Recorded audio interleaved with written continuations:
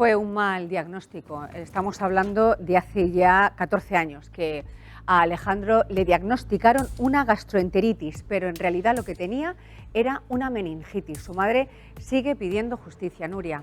Pues fíjate, han pasado ya 14 años, ya la escuchábamos, ¿no?, al inicio del programa. Su hijo hubiera cumplido ahora el pasado mes de febrero 28 años. Por cierto, quería ser juez para hacer justicia y eso es lo que busca su madre, justicia en este caso. Todo empieza cuando Alejandro, bueno, pues empieza a encontrar mal, tiene dolores de cabeza, malestar general, tiene también náuseas y luego un dato bastante importante en toda esta historia y es que tiene la visión borrosa. Bueno, pues ellos llaman al médico, el médico se persona en su casa y el primer diagnóstico que le dan a Alejandro es una gastroenteritis y además le dan pues un tratamiento pues para esa dolencia, le dicen que guarde reposo y el menor de 14 años pues continúa en su casa. ¿Qué pasa después? Bueno, pues que estos síntomas no remiten, empieza a ponerse muchísimo peor y ya es en el primer hospital que visitan cuando le diagnostican pues esa meningitis que ya estaba bastante avanzada, porque todo esto sucede 2 días después. Hablamos de una enfermedad que es bastante rápida y que si no se trata desde el inicio pues puede terminar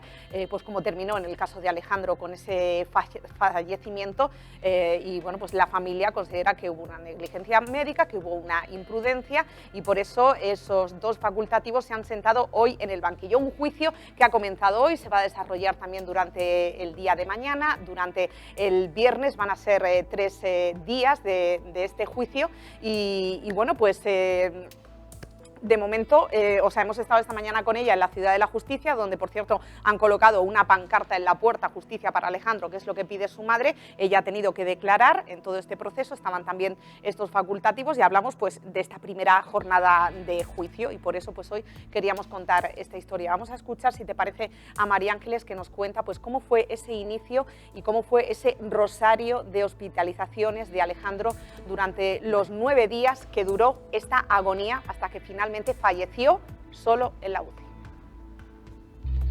Mira, hay 2 facultativos implicados. Uno, el médico de atención primaria, que vino a la casa y nos dio un diagnóstico erróneo.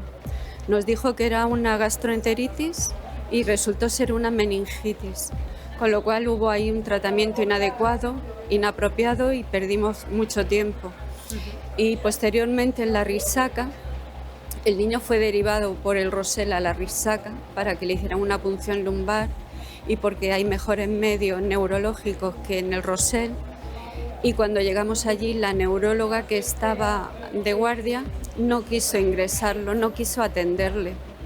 Cuéntanos cómo empieza esta odisea, ese primer momento en el que Alejandro se empieza a sentir mal. Pues él empieza a sentirse mal, como dices tú, con dolor de cabeza, con vómitos, con fiebre, pero tenía visión borrosa. Entonces eso es un síntoma determinante para un facultativo. Pero este doctor que vino a la casa hizo una exploración muy rápida, muy superficial, no tuvo en cuenta la visión borrosa del niño, le recetó lo típico para la gastroenteritis, pero no le hizo la prueba de la rigidez del cuello, que es la que hacen todos los médicos. Hasta que vimos que iba empeorando y la mañana del 17 de febrero lo llevé al Perpetuo Socorro a urgencias.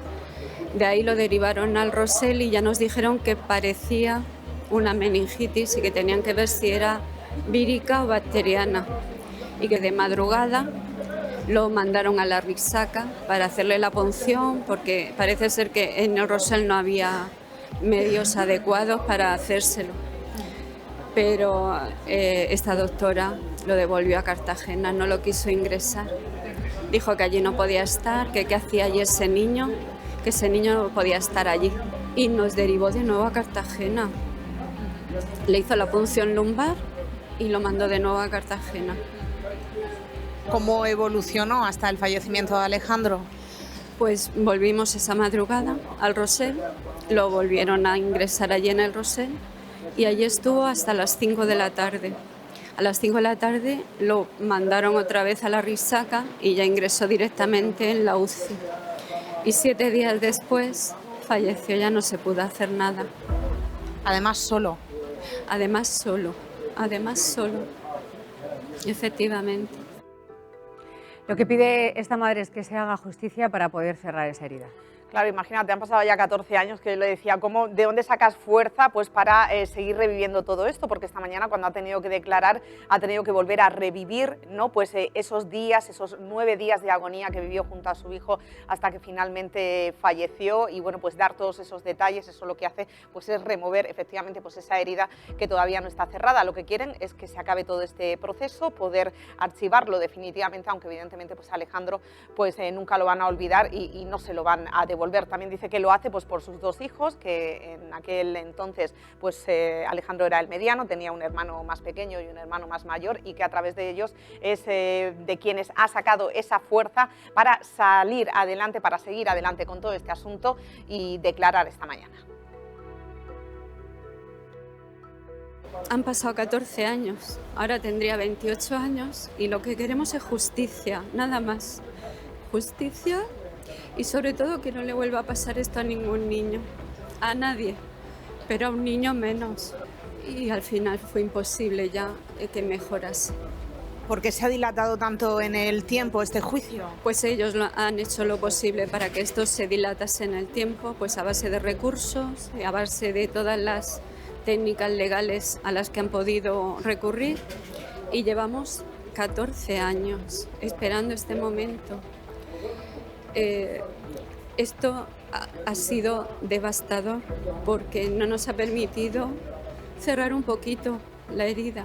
O sea, hemos estado continuamente recordando con denuncias, con recursos, continuamente sin poder cerrar la herida, y psicológicamente ha sido devastador para nosotros.